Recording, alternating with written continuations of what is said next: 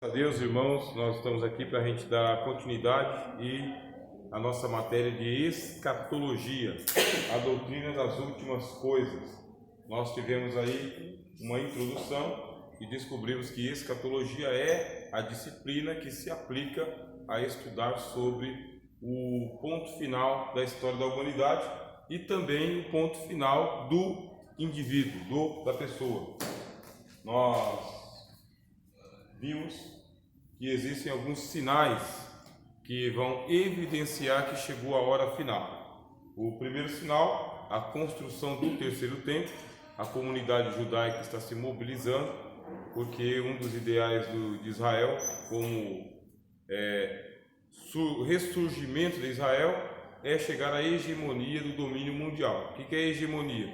O Estado de Israel, que hoje é Estado de Israel, quer se tornar o centro do governo mundial. Esse aí é o objetivo deles. Para que isso aconteça, tem que surgir o anticristo. E um dos sinais de que o anticristo está entre nós é a construção do terceiro templo. Nós estudamos isso aí. Segundo, nós vimos que está acontecendo um revigoramento do judaísmo em nossos dias. Houve uma resistência muito grande contra o judaísmo até o final do século XIX. Terminou o século XIX e iniciou o século XX, o judaísmo voltou com muita força, trazendo costumes e doutrinas para dentro da igreja. Tanto a igreja evangélica, propriamente dito, ela é uma igreja que ela é sionista também. Ela tem bandeiras de Israel, quipá, shofar, músicas de Israel. É uma igreja que o judaísmo está tomando conta.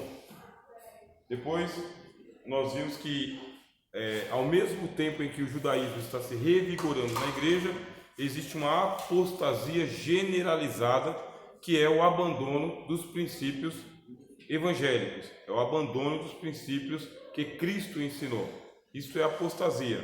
A igreja deixa de ser igreja para ser uma instituição religiosa sincretista, quer dizer que ela vai abraçando vários conceitos, tanto da sociedade secular quanto das outras religiões, e vai transformando isso aí no chamado evangelicalismo. O evangelicalismo é um movimento que ele tem evangelho mais alguma coisa, evangelho mais sociedade, evangelho mais filosofias, evangelho mais religiões. Isso aí é o evangelicalismo de uma maneira geral, é a apostasia da igreja.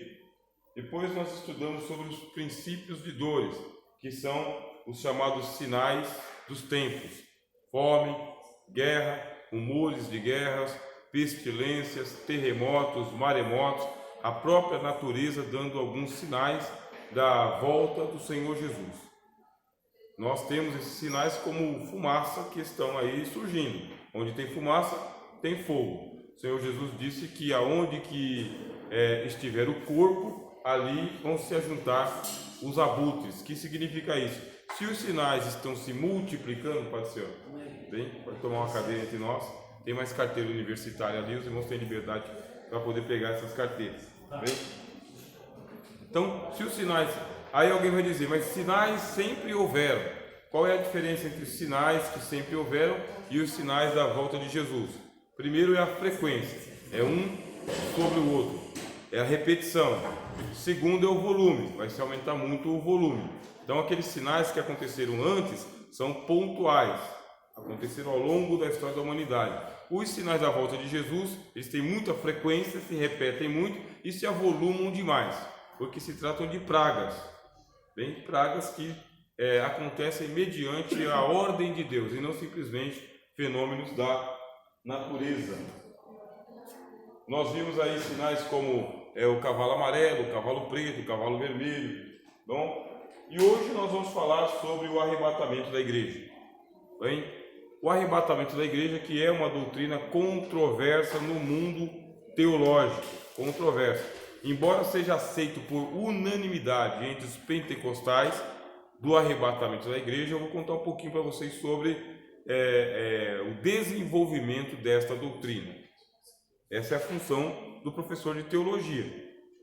Não é simplesmente o que lê nos livros e não é simplesmente o que nós ouvimos nos púlpitos. O professor de teologia, ele traz um relato histórico e teológico, tá bem? Então é o seguinte, no final do século XIX, houve uma frenesi no mundo evangélico entre os americanos, não entre a Europa tanto, mas entre os americanos, que era o frenesi da volta de Jesus.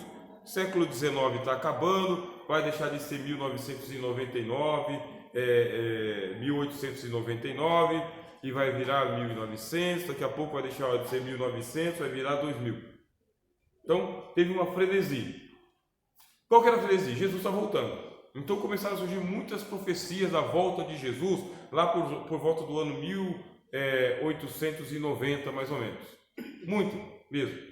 Virada do século, Jesus está voltando. Surgiram as igrejas chamadas igrejas adventistas. Não é só adventista do sétimo dia. Muitas igrejas que surgiram no final do século XIX, início do século XX, são igrejas adventistas, que estavam anunciando o advento de Jesus, a volta de Jesus. A volta de Jesus. Jesus está voltando. Nessa mesma época está acontecendo o pentecostalismo, o surgimento do pentecostalismo, 1901, 1902, 1903, o pessoal buscando o Espírito Santo, o batismo com línguas estranhas, e muitas profecias foram surgindo, inclusive da volta de Jesus. Havia algumas pessoas que eram estudiosos das Escrituras, e esses estudiosos, além de serem pentecostais, além de serem adventistas, eram teólogos também. E eles leram o texto do apóstolo Paulo, que fala sobre o arrebatamento da igreja. Em verdade, vos digo um mistério: nem todos morreremos, mas todos seremos transformados, mediante o toque da última trombeta, porque a trombeta soará, os mortos ressurgirão incorruptíveis, e nós, os que ficarmos vivos para a vinda de Jesus, seremos arrebatados com eles para o encontro do Senhor nos ares. O que fizeram os teólogos adventistas? Eles pegaram esse texto do arrebatamento e começaram a pregar sobre o arrebatamento. Irmãos, está chegando a volta de Jesus, os mortos vão ressuscitar e os vivos vão ser arrebatados. Os mortos vão ressuscitar, os vivos vão ser arrebatados. Mas até aí não havia, presta atenção, não havia a doutrina de um arrebatamento secreto. Não havia. O que havia? Havia uma doutrina de um arrebatamento da igreja. Aí de repente surgiram os profetas. Os profetas começaram a dizer o seguinte: a minha igreja será arrebatada. A minha igreja será arrebatada e os que não forem da minha igreja ficarão para trás. Com isso os teólogos falaram: será que vai ter um arrebatamento da igreja secreto? E foram para as escrituras. A partir daí surgiram bíblias de estudo ensinando o arrebatamento da igreja antes da grande tribulação, porque tem um texto no Apocalipse, capítulo 10, capítulo 3, que fala o seguinte: como guardastes a palavra da minha paciência, eu também te guardarei da hora da tentação que é de vir sobre toda a terra. Depois você continua lendo o Apocalipse e o anjo pergunta para João: quem são esses e de onde vieram? Aí o João responde: Senhor, tu o sabes. E o anjo responde: estes são os que vieram de grande tribulação e que lavaram as suas vestes no sangue do Cordeiro, entrarão na cidade pelas portas porque estão redimidos ou são dignos disso. O que fizeram os teólogos? Eles entenderam que vai acontecer uma grande tribulação e que antes da grande tribulação a igreja vai ser arrebatada. Escreveram uma Bíblia de estudo sobre isso, uma Bíblia chamada Scofield, uma Bíblia dispensacionalista, e ensinaram nas notas de rodapé que vai acontecer um arrebatamento da igreja antes da grande tribulação. E que a igreja deveria, com isso aí, se santificar, por causa que o mundo estava acabando. O século XIX está virando, o século XX está vindo, é o último século da igreja, o dom de profecia, dom de visão, dom de cura, os dons estão se derramando, pregações começaram a se multiplicar muito sobre isso. Aí veio a controvérsia, porque os teólogos não ensinavam isso, quer dizer, os outros teólogos não ensinavam um arrebatamento da igreja antes da grande tribulação. O que eles ensinavam? Eles ensinavam o pós-milenismo. O que é o pós-milenismo? É a doutrina que ensina que Jesus volta no final dos tempos, no fim dos tempos. Eles ensinavam que a igreja vai passar por um avivamento muito grande, e que esse avivamento vai converter o mundo inteiro e eles chamam isso de milênio. Durante 1000 anos a igreja vai ter influência sobre a sociedade humana e esse vai ser o milênio de Jesus. É isso que era ensinado. Quando surgiu a doutrina do arrebatamento da igreja antes da grande tribulação, o que era ensinado antes não era esse arrebatamento, era ensinado pós-milenismo.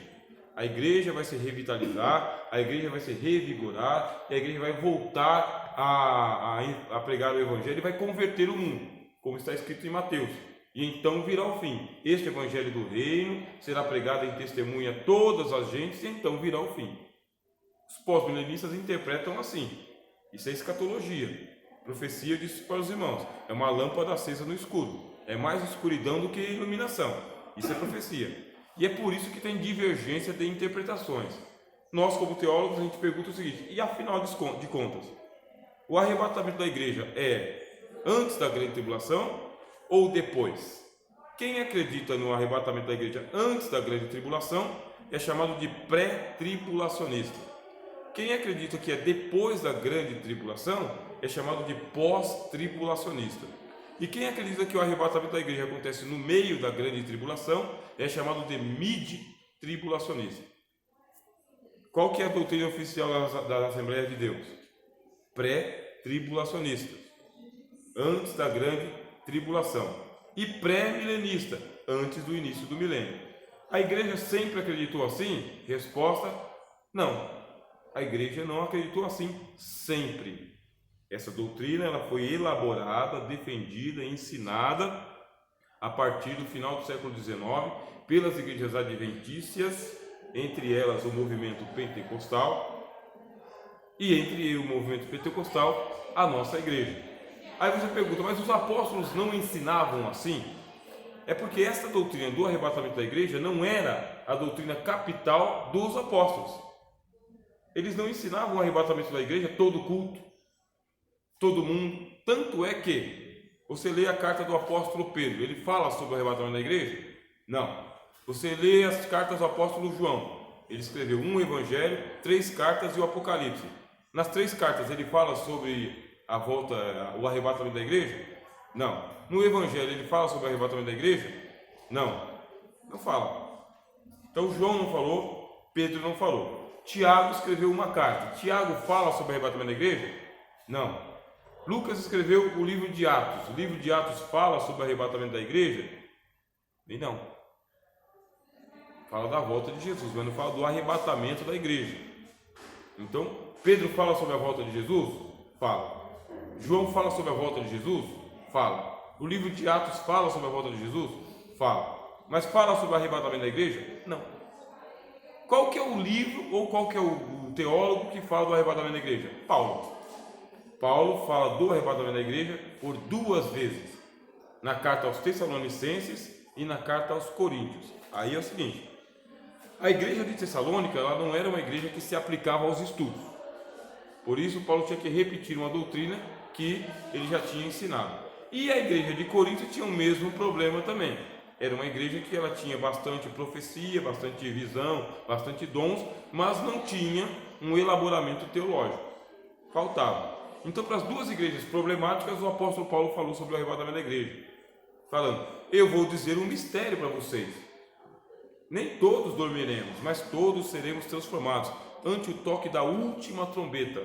Ele não fala 7ª trombeta, ele fala última trombeta. Porque a trombeta soará, os mortos ressuscitarão incorruptíveis e nós seremos arrebatados. Por 2 vezes. Então você tem 2 referências que só o apóstolo Paulo ensinou. E por quê? Porque não era a ênfase da pregação dos apóstolos. Qual que era a ênfase da pregação dos apóstolos? Converter as pessoas ao Senhor Jesus até que Ele volte. Que quando o Senhor Jesus voltar, encontre a igreja trabalhando, evangelizando, o Espírito Santo descendo e as pessoas se convertendo. A igreja no primeiro século tem medo de grande tribulação? Não tem medo de grande tribulação. Por quê? Se aos ramos verdes fizeram isso, mataram na cruz, quanto mais os galhos secos. A igreja do primeiro século é uma igreja que ela estimulava os crentes a serem fiéis até o martírio, não ter medo de passar por tribulação nenhuma. Enfrentaram a fúria de Roma, meus irmãos, que era grotesca. É assassinato em massa dos crentes em arenas, em afogamentos, em fogueiras, lapidação, apedrejamento público, atropelamento. Posso imaginar. Então é uma igreja que ela está vivendo a grande tribulação. Inclusive, quando o livro do Apocalipse foi escrito, era o tempo do imperador Nero. Nero que mandou incendiar Roma, mandou prender os crentes, mandou fazer fogueira com os crentes à noite para iluminar os jardins dele, passava piche nos irmãos, nas irmãs e nas crianças e mandava colocar fogo. Os irmãos ficavam o dia inteiro lá melecados de piche, com fome, com sede, com frio. Quando era noite, todo melecado de piche, ele mandava colocar fogo e aquele cheiro de carne queimada subia juntamente com as músicas que eram tocadas, dizendo o seguinte: aí os cristãos, olha o que a gente vai fazer com eles. Eles estão vivendo uma grande tribulação, uma grande tribulação. E é nesse período que é escrito o livro do Apocalipse, é nesse período. Agora, vai acontecer um arrebatamento da igreja? Vai. Jesus também falou: os anjos virão e recolherão os escolhidos de Deus aos quatro ventos, é isso que diz a Bíblia, tá? Aos quatro cantos dos céus. Então vai acontecer um arrebatamento da igreja? Vai. No final da grande tribulação, o que é a grande tribulação? Então, para o movimento pentecostal e para a nossa igreja, a grande tribulação ela é o período do governo do anticristo. Então, o período em que o anticristo estiver governando, é chamado de grande tribulação. E por que grande tribulação? Porque é uma tribulação insuportável, humanamente insuportável. O Apocalipse fala que é uma besta que surge do mar e outra besta que surge da terra e faz com que todos, grandes, pequenos, ricos e pobres, livres e escravos, adorem ao anticristo. É uma adoração obrigatória. Faz com que todos recebam uma marca na mão e na testa. E quem não tiver a marca na mão ou na testa, esse daí será morto. E não pode comprar, não pode vender. Existe um grande morticínio durante a grande tribulação. E como a gente sabe que há um grande morticínio? Apocalipse capítulo 20. Termina lá, aparece o capítulo 20, e os mortos que foram mortos durante a grande tribulação vão ser ressuscitados. No capítulo 20. Todos aqueles que foram degolados pela palavra de Deus. Então, quem ficar de crente para a grande tribulação vai morrer. É isso que o Apocalipse fala. Mas eles ressurgem, eles revivem. Mas são só os mortos que ficaram ali durante o governo do anticristo? Como que a igreja interpreta?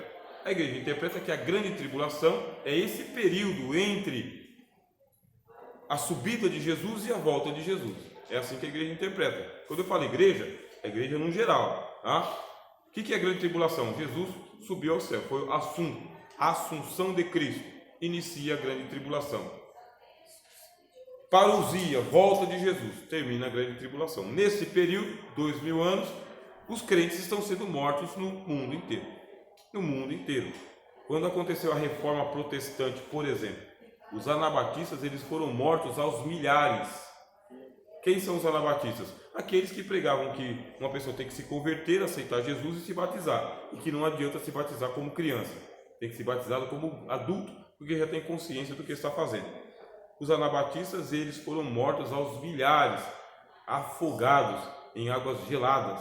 Invadiam as igrejas dos anabatistas com o culto acontecendo e incendiavam as igrejas com as pessoas dentro e fechando a porta.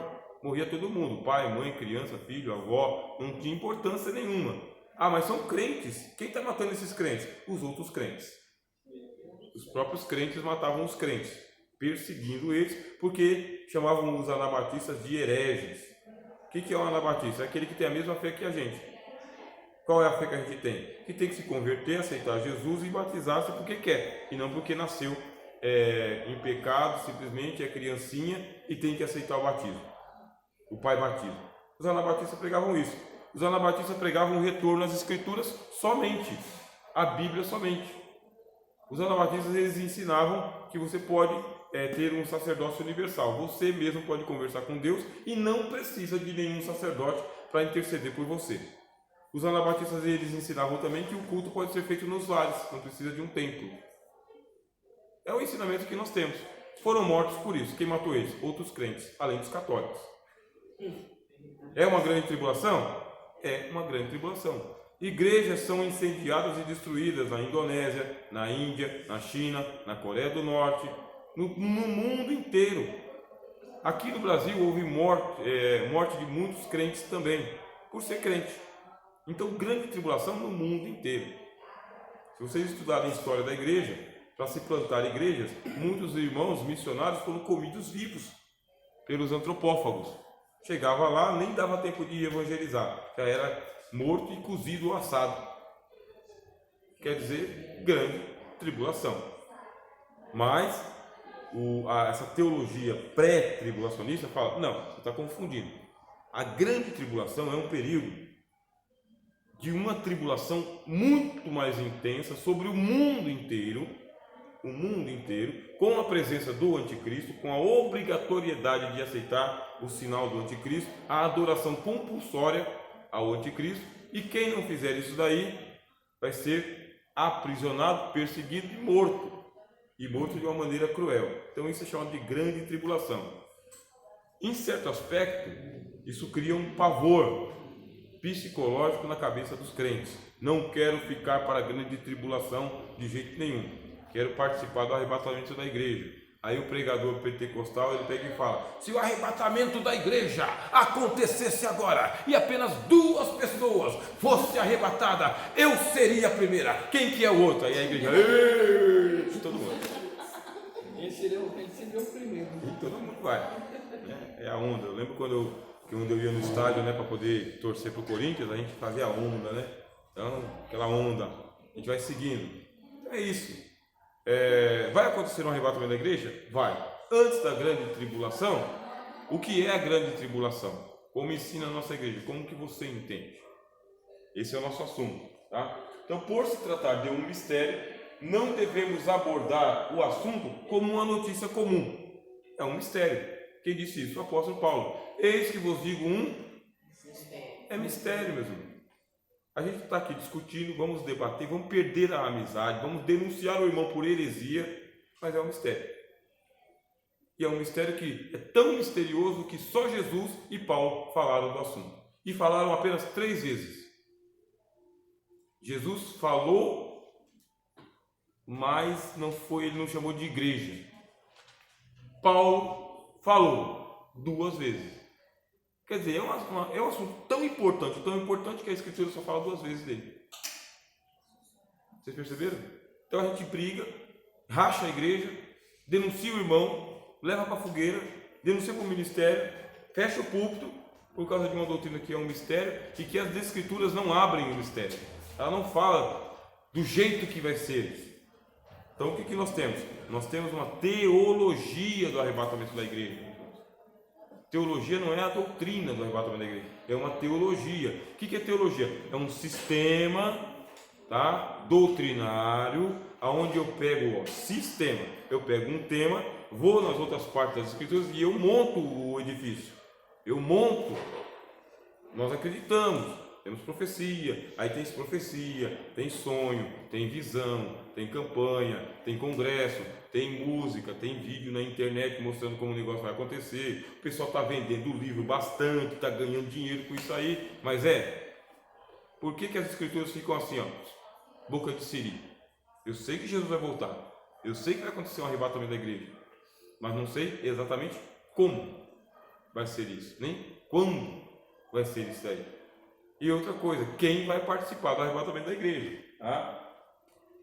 Aqui, ó, o tópico, a iminência do arrebatamento. O que é iminência? O arrebatamento da igreja pode acontecer a qualquer instante, porque todas as profecias já estão cumpridas. Nós não precisamos esperar cumprir mais uma profecia. Quem disse isso? O apóstolo Paulo. Nele nós temos o sim e o amém. Quem disse isso foi o Senhor Jesus. Está consumado. Quem disse isso? O apóstolo Paulo. Está sentado à direita de Deus, aguardando simplesmente o toque da trombeta, que é a trombeta de Deus, não é a trombeta dos anjos, é a trombeta de Deus. As profecias estão cumpridas, os sinais estão aí, podem ser esses mesmos, os sinais podem ter se cumprido ao longo da história da humanidade, mas nós acreditamos, é crença nossa, é fé nossa, que os sinais da volta de Jesus vai ser mais intenso, mais gigantesco e mais volumoso. Tá? é o que nós acreditamos. E Jesus pode voltar a qualquer instante, a qualquer momento. Por quê? No Novo Testamento trabalha com duas palavras para tempo. Uma que é o Cronos e a outra que é o Kairos. Então, o Cronos é o tempo do calendário, é o tempo da folhinha, é o tempo do relógio. Janeiro, fevereiro, março, abril, dezembro, 2019, 2020. Mas Jesus, ele não usa esse cronômetro, não usa. Os céus não conhecem o mês de janeiro, fevereiro, março, abril. Não conhecem. Os céus não sabem que hoje é dia 22, 24, 29, não sabem. Porque nos céus eles usam outro tipo de tempo, que o Novo Testamento chama de Kairos. Kairos.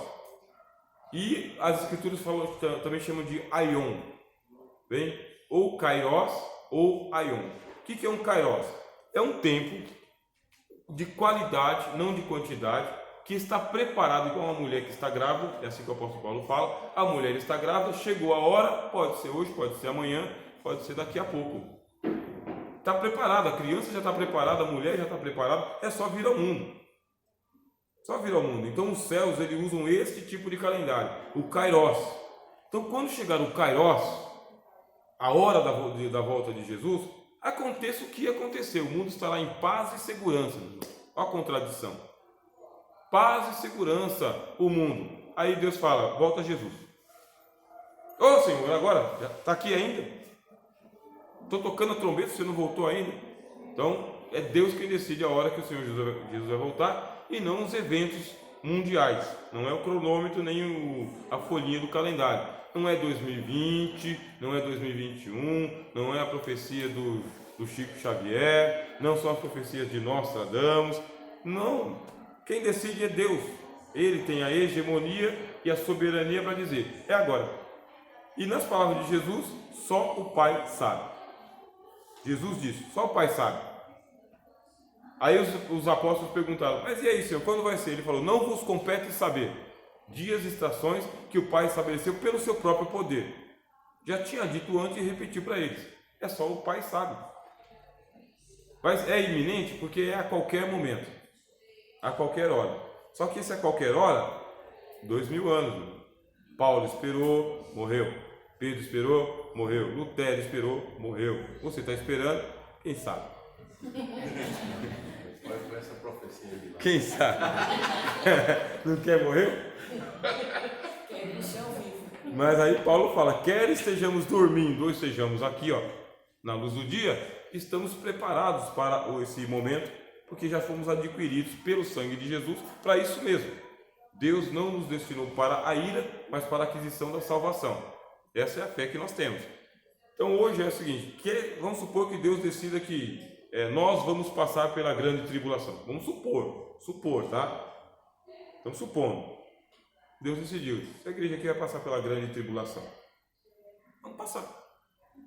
Do mesmo jeito que a igreja passou na África, na Indonésia, na Europa inteira, passou no primeiro século, do mesmo jeito, vamos passar por grande tribulação. A igreja que está lá na China, está passando agora, do mesmo jeito, porque Deus decidiu. E a mesma graça que assistiu aos irmãos antes, vai assistir a gente também. Então não tem que ter terror nenhum. E ainda para ajudar, o Apocalipse fala que a terra abre a boca e ajuda a mulher. Aí a igreja, o pessoal da profecia vai dizer, não, mas aí é Israel. Aí não é a igreja, só que nós estamos interpretando de uma maneira idealista. Seja Israel, seja a igreja, tem ajuda para o povo de Deus. Deus não vos deixará tentar acima do que podeis. Antes, com a tentação, dará também o escape para que possais suportar. Esta é a palavra de Deus na sua fidelidade. Tenho fé em Deus que não fui destinado para a ira, mas para a salvação. Então, quer passando pela grande tribulação ou por essa pequena e leve tribulação, a graça de Deus é suficiente. É esse o espírito das Escrituras, tá bem? Então, o Senhor Jesus ele diz, quanto ao dia e hora ninguém sabe, nem os anjos dos céus e nem o Filho, mas somente o Pai. E o Senhor Jesus fala, mas como foi nos dias de Noé? Os dias de Noé são os nossos dias, mas os dias de Noé estão sempre aí, prontos. também será na vida do Filho do Homem. Nos dias anteriores ao dilúvio, o povo vivia comendo e bebendo. Quando é que o povo parou de comer e beber desde a subida de Jesus para o céu? Todo dia todo mundo come, bebe e dorme. Esse caso está em casamento, todo dia. São os dias de Noé? São os dias de Noé. Desde quando? Desde a ida de Jesus para os céus. É assim que a gente lê com simplicidade as Escrituras, sem complicar, sem enxergar pelo em ovo, sem colocar uma vírgula onde não tem vírgula, sem ver uma coisa que não está lá. É um erro, meus irmãos, é um erro crasso você pegar e colocar uma coisa no texto que não está lá, não está lá no texto. Tem uma disciplina que a gente estuda do bacharelado chamado exegese, tá? Exegese bíblica. Você vai lá no texto original, ou nas cópias mais antigas, você pega esse texto e você compara texto com texto no original. Exegese, para você chegar à interpretação mais fidedigna do texto. Aí olha só, não tem comentário, tá bom? Não tem comentário, não tem nota de rodapé, não tem Bíblia de estudo nenhum. É você e o texto no original. É você, o intérprete, exegeta e o texto. Então é a partir daí que você vai ter depois os doutores falando, aqui a nova Bíblia de estudo, de acordo com os originais. Aí você fala, mas essa nota de rodapé está diferente dessa aqui, por quê? Se os caras foram no original. É porque o teólogo interferiu. Por isso. O teólogo foi lá e colocou a opinião dele. Agora eu vou seguir a opinião de teólogo. Eu tenho um texto aqui, ó, em português, traduzido aqui, ó, sem teólogo nenhum. Eu gosto dessa Bíblia. Não tem nota de rodapé nenhuma. Nem eu escrevo na minha Bíblia. Né? Para não dizer, morreu o pastor Rogério, vamos pegar a Bíblia dele e vamos lançar uma nova edição. Ganhar um dinheiro em cima da nova edição. Então não vai ter a Bíblia de estudo do pastor Rogério que morreu, nova edição. Não tem. Né?